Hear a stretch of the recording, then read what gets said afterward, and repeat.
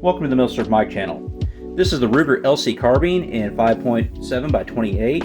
It's fairly new onto the market, and I already have a couple hundred rounds through it, plus I've dropped it in mud, so it definitely needs a good cleaning, and I figured this would be a good opportunity to do a quick field strip video on this. So let's go to it, release our mag, check, make sure our chamber is unloaded.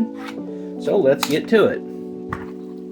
First, we need to get our lower off, so all we got to do is push that out. And you can do that from either way. If you push it out from that way, that would also work.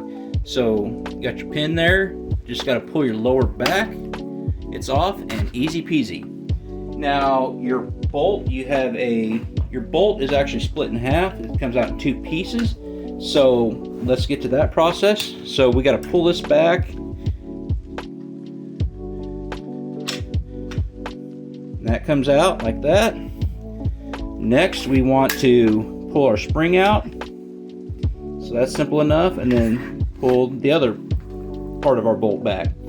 Now, we are field stripped for cleaning. We could go a little further. Ruger does provide you with a couple Allen keys. This one, you can take the handguard off, and you got to take your handguard off if you want to switch it over to left hand. Switch your charging handle over to the left hand side. And you have the other Allen key, which you can use that right there to take your stock off, because it's a side folding stock.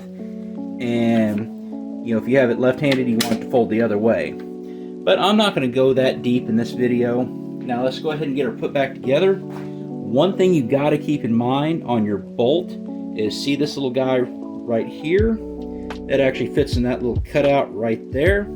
So that's how your bolt sits inside your carbine. So keep that in mind when you put her back together, so that'll help you out. So let's go ahead and get her put back together. So we're going to put the front half of our bolt in. Next, we want to put our spring back in. Pull this back, and we want to remember you want that to go inside that cutout.